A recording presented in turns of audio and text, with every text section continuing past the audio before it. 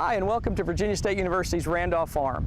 Today we're going to be talking about salsa, one of the crops that you use to make salsa. Things like onions, tomatoes, and peppers. Right beside me here you see some onions. These have been growing now for 3 or 4 weeks. They're an early crop. The tomatoes and the peppers are more of a summer crop, the ones that you're thinking about planting right now. Now let's go look at those and see how we plant them, and I'll give you some tips that might help you.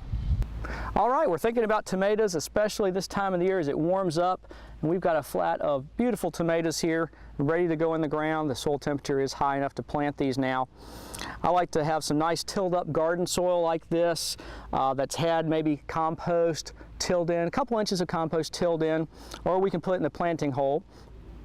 This tomato is ready to plant. What I like to do, tomatoes will send roots all the way up and down the stem that you bury. So I'm going to take those bottom leaves off, and the way I like to do it is dig a nice deep hole here.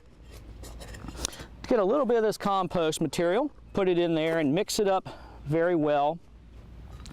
Then we're going to kind of make another hole. Okay, then we're going to backfill all around this plant. Making sure that it's about 2-3 inches deep, making sure that that root ball is way down there. We want those roots to come out of that stem and really help stabilize the plant. The roots are the ones that take all the nutrients and water up. Then, speaking of water, that's the next thing we need to do, is make sure that we get water around this new transplant. They really need water. They can start to dry out quickly as it's windy out here and sunny. And it's in the ground now. We want to think about trellising this up, either staking it and tying it or putting cages around it to make sure that it holds up.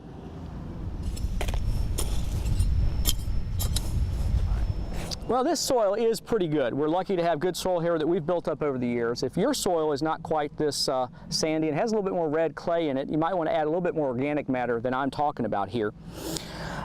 These are peppers, and these are some snack peppers, really nice sweet peppers.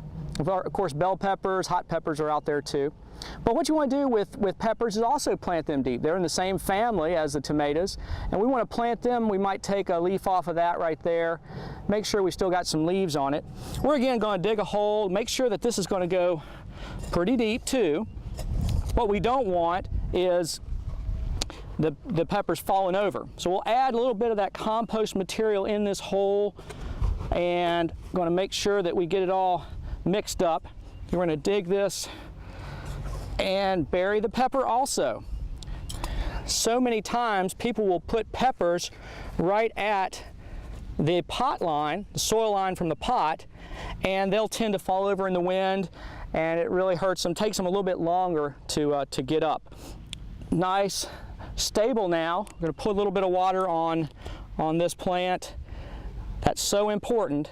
These transplants, they can dry out so quickly in the hot sun and the wind. Of course, just like the tomatoes, these are going to need to be trellised up with cages, netting, stakes. Don't need to be spaced as far apart as the tomatoes. But there we go. Nice planting of that pepper and the tomato. Well, for more information on any of this, please contact your local cooperative extension office. From the Ground Up, I'm Chris Mullins. We'll see you next time.